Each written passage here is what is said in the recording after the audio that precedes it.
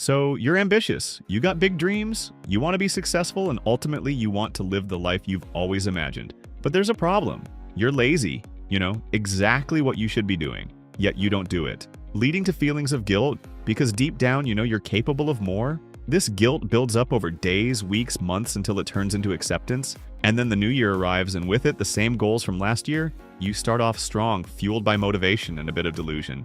But before you know it, procrastination creeps in like that one relative who always shows up uninvited. Your lingering procrastination turns into a daily cycle of laziness, and before you know it, you've labeled yourself as a lazy person. So how do we break this cycle and break free from procrastination?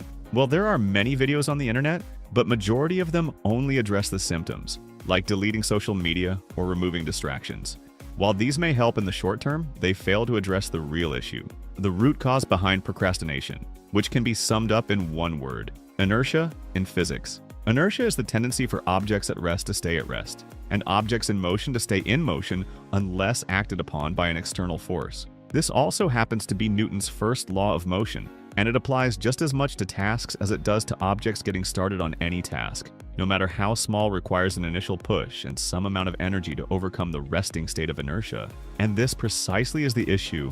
We make this initial push so big and difficult in our minds that instead we just avoid the task entirely and distract ourselves with cheap dopamine-inducing activities. Break procrastination? We need to break inertia. And there are two ways to do this. Getting started is the most difficult part. So make this as easy as possible by reducing the stakes and taking the smallest step forward. For example, if you tell yourself, I need to sit down and complete my 5,000-word essay, the inertia is too strong as the stakes are so high.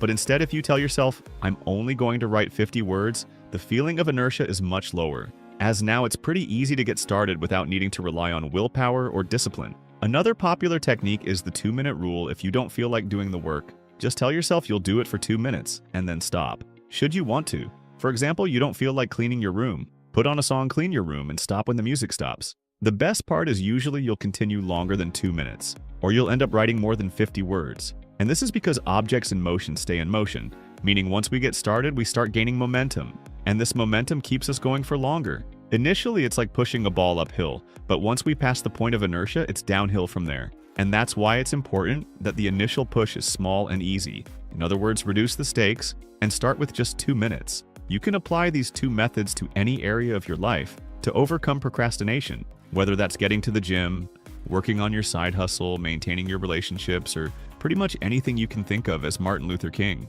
once said, you don't have to see the whole staircase, just take the first step.